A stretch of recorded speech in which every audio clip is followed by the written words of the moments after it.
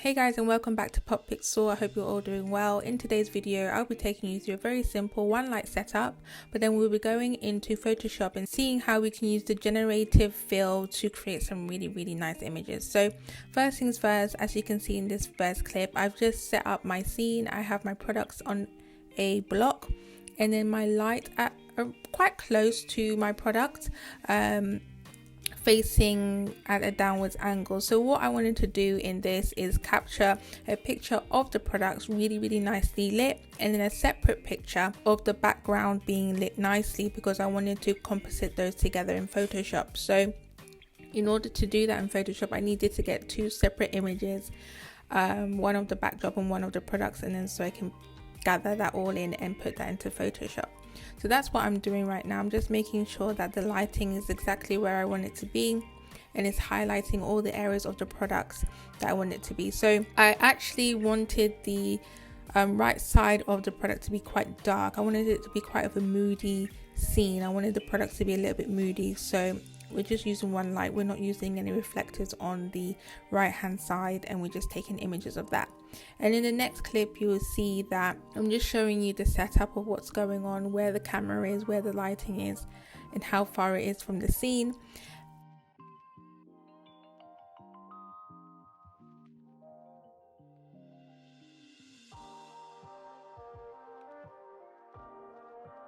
For this, I wanted to create a silhouette image, so I wanted there to be kind of like a horizon to the background.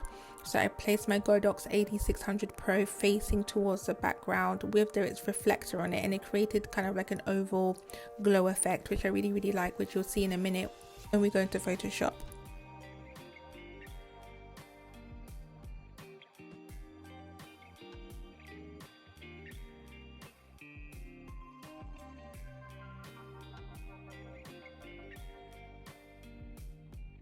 Okay, so now we're in Photoshop. So as you can see on the right hand side, I have two layers, one with the backdrop and one with the products.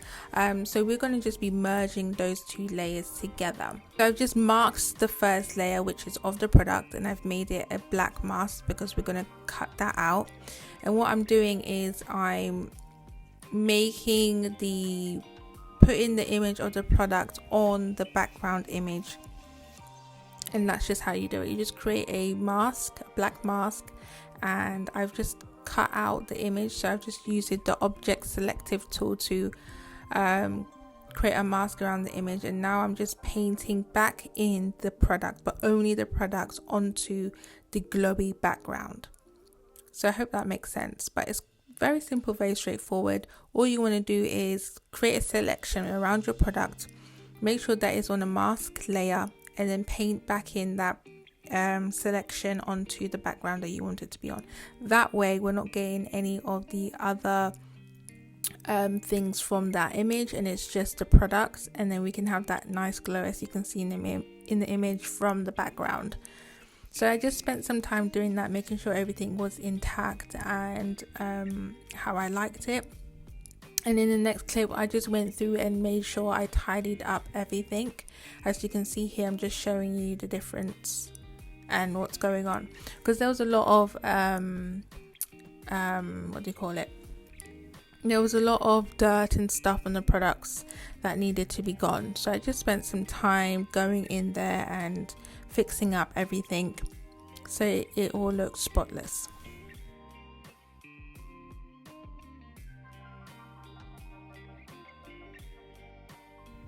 To do this, I use a mixture of tools. I use the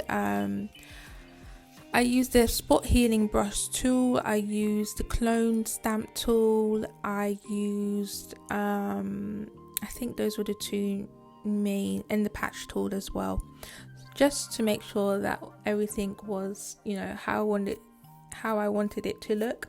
And also use dodge and burn if you want to, because on certain areas you can see that the color of the product wasn't matching, so that's also another alternative which you can use to make sure everything matches perfectly. But this worked well, and I was able to get that how I wanted it to look. So after doing all these touch-ups, the next thing is going into using our generative fill. update, which is a new feature that Photoshop has fairly recently brought out, which allows you to add cool images, cool things to your image. And that's what this video is all about, showing you how you can take a very basic image and create something really, really cool, incorporating Photoshop.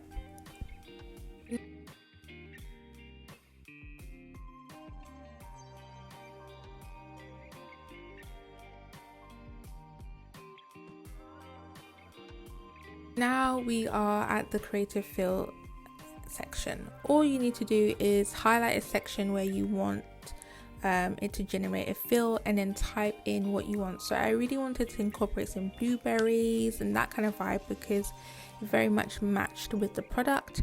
So I just waited for that to load, and whenever it loads it gives you 3 variations, and then if you don't like those variations you can generate again and it will create you other variations of that.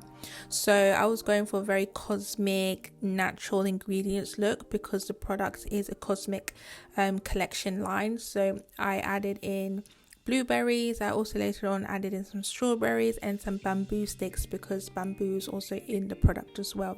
So you can use the object selection tool, you can use the marquee tool, whatever you want to use to outline an area where you want it to generate a fill, you can do that. So as you can see, I just added in some strawberries, and then I also add in some more blueberries on the other side, which I later have to edit because it cuts out some of the shelf or the block that it's on. I tried to add in some coconuts, but I wasn't really liking what it was bringing up, so I was like, let me just go for some more blueberries instead. And yeah, it brought up some really interesting fruits that I've never seen before as well, but we got there in the end. And I really did like how realistic the fruits looked. As you can see, they look really realistic and vibrant, which I really liked. And then I added in the bamboo stick, and it is really amazing what you can do now in Photoshop and what you can create. And if you just take a little bit of time to put that together, you can really create some dope things in Photoshop and also Midjourney and AI. They really are helping with the creative journey of photography. So for the sky, I did want it to be a bit more cosmic. So the first time I did it, it brought up some little stars, but I was like, no, I wanted something more extra. So that's why I ended up going for, and then I just brought it back into Photoshop. I don't know, one of my Photoshops that allows me to do generated fill wasn't working properly, so I couldn't do it all in there. So I had to bring it back into the Photoshop that was working, and I just touched up the different elements. I fixed the block that was a little bit like not chipped off, so I fixed that, put that back in, and I made some of the fruits brighter, and overall I added a bright layer mask, and I think I also edited the vibrance of it as well. So I just played around with it, changed some of the features and stuff, and made sure they all complemented each other and it looked as natural as possible. But in the end I was really happy with the final image. So I hope you guys enjoyed this run through and this tutorial. If you want me to do more of an in-depth of any part of it, like how I did this or how I marked out the object or anything like that, then let me know down below in the comment section. Don't forget to check out some of our other videos and stay tuned for some videos where we go into Midjourney and we use Midjourney to help us create some really dynamic scenes. So stay tuned for that video. Don't forget to follow us on Instagram at Pop Pixel Productions and also on TikTok as Pop Pixel Productions. I will see you guys next time for another video. I hope you all do well. Don't forget to like, comment and subscribe, and I'll see you guys in our next video. Bye.